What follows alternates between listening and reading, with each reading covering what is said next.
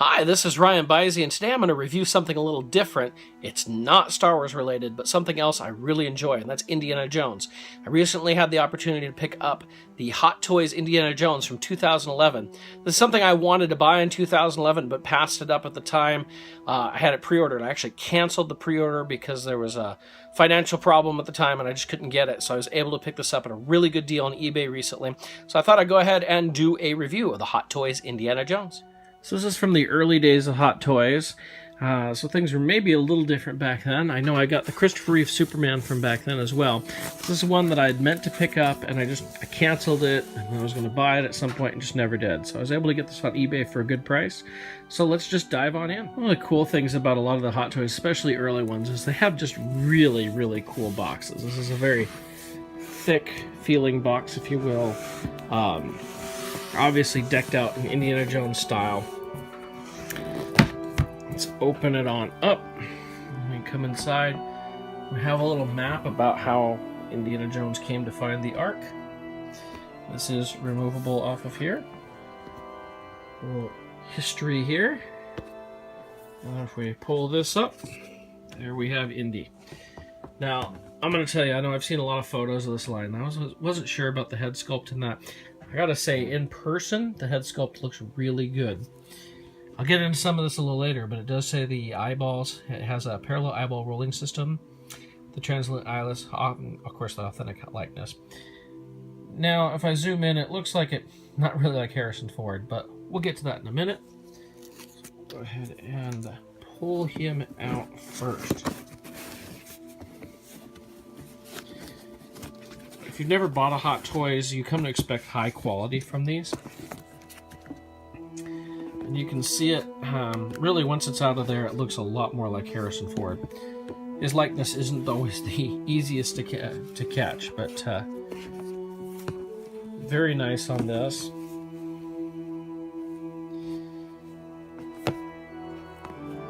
Let's dive into what else is here in the box. So inside we have more accessories. We have extra hair. I believe this hair goes with the hat. Put the hat on. We have ungloved hands and gloved hands and more spots here. Then we have all sorts of accessories. This gun belt, the little journal he uses, 2 different guns, coiled whip, the sandbag, the idol, and a satchel. Before we get to the accessories, I thought I'd talk about this eyeball system. As you can see, I popped the hair off, which is very Westworld looking here. And there's a little lever back here, and you can push it around and his eyes will move. Let's see if I can get it to do it one-handed here. Problem is I pushed it down, so it's always looking down. There we go.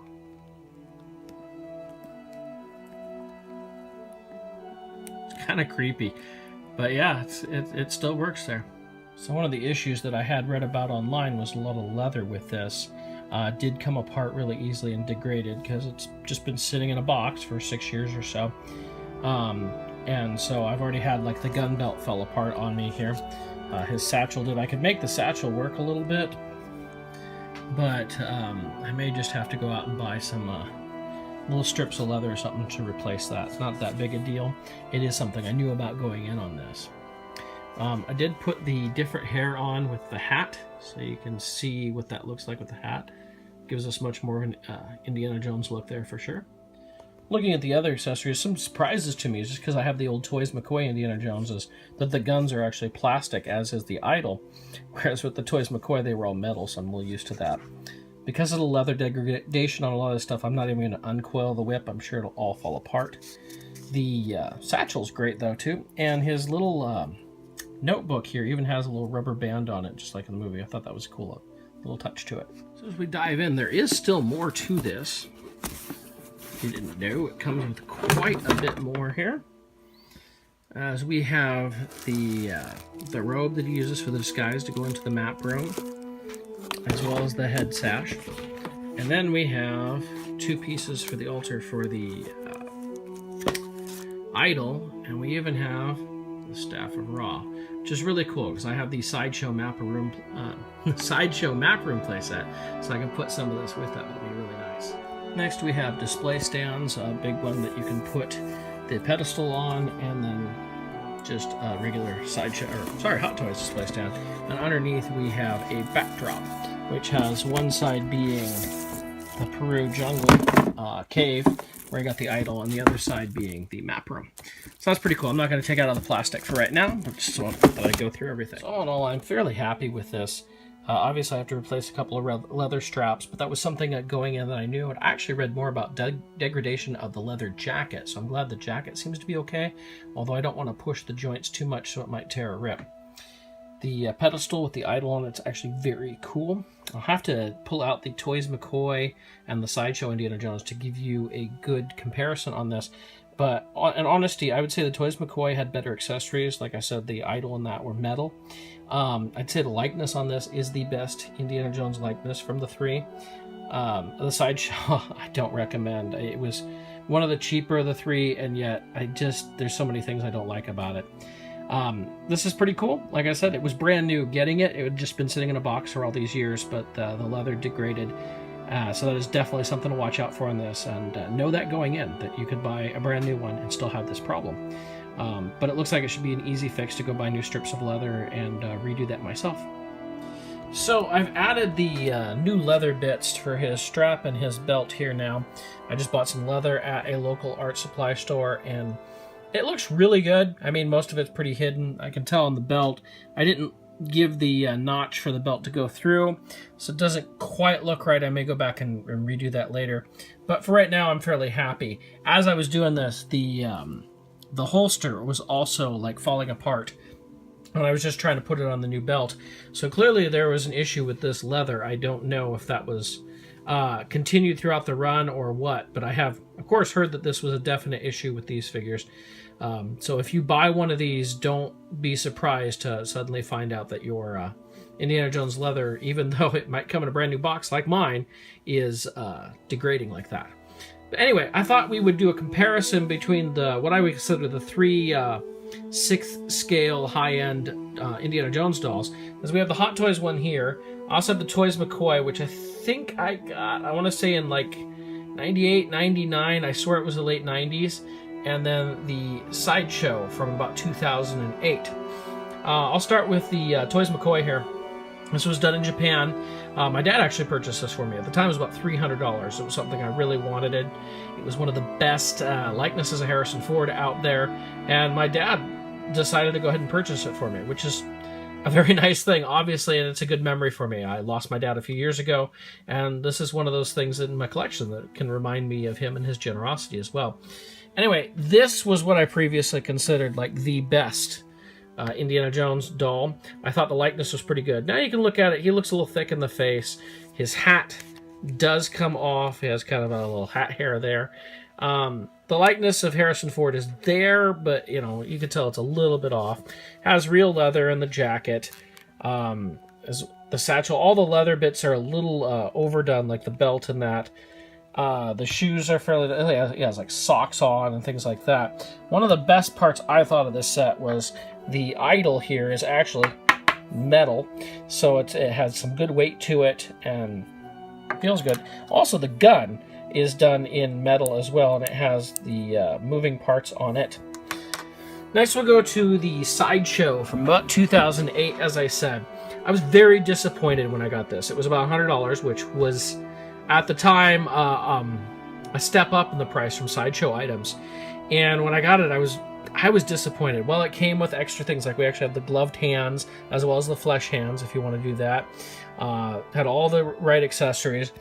The idol here is resin or plastic. It still looks nice, but if you notice, mine is a little lopsided. It did come with this extra head, so you could have an extra Harrison Ford likeness, because this head, the hat does not come off. It's permanently affixed. And I thought it was pretty good likeness there, and the likeness here is decent. My biggest problem with this figure is, number one, it's very loose. Like, his head, you could just like tap it and his head will just fall over. His neck seems kind of long to me. It's very skinny. Like, if you look in here, like, his pants are down past his hips easily, and they want to fall off. Like, I've had so many times, whenever I set up this figure, I have to readjust the pants, tuck the shirt back in, tighten the belts again, because everything seems to fall off, like it's just too skinny or not made right. And on the more I dealt with it, I just didn't like the look of it. I couldn't get good poses out of it. I just didn't think it looked that great. And for $100, I was very disappointed in that. So then, of course, we go to our Hot Toys, which I have thoroughly reviewed. I would say this is like taking the Toys McCoy to the next level. We have definitely a better Harrison Ford likeness. We have the real leather jacket, obviously real leather in the straps and everything, but there's issues with that, of course. And, you know, the idol, while not plastic, still looks very good. The gun is not plastic, but also has movable parts like the Toys McCoy. Well, I do find it interesting, if you look at these two, the Toys McCoy gun is a little bit bigger than the Hot Toys, and yet the Hot Toys is taller than the Toys McCoy. Not sure about that, but I'm very impressed with this Hot Toys figure, even with the leather issues. I'm very glad I bought it. I'm happy with it. Now that I've put in the new leather, everything else seems to be working quite well with it. And I'm just really happy. And, you know, having all three of these together is nice.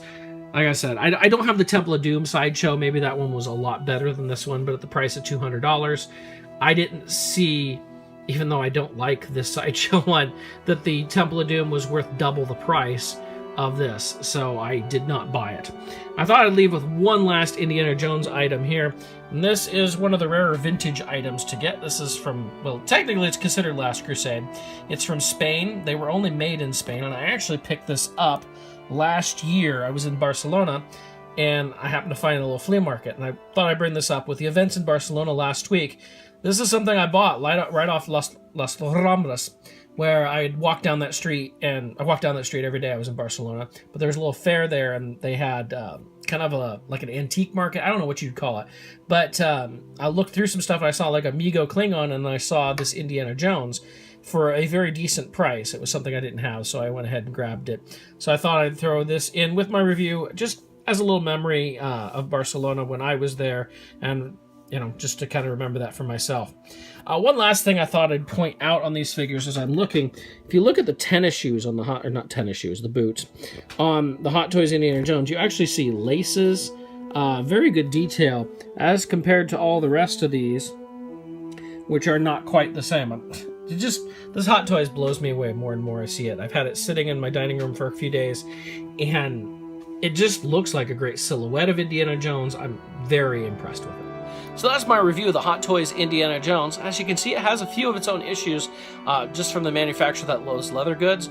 But beyond that, I think this is an amazing figure, well worth a lot of the prices you see out there. This is one of the early Hot Toys items, so you know, they were still getting their stuff going. Obviously, today we see lots of Hot Toys stuff. They've done amazing work, and I've had a review of a couple Hot Toys items here on my channel.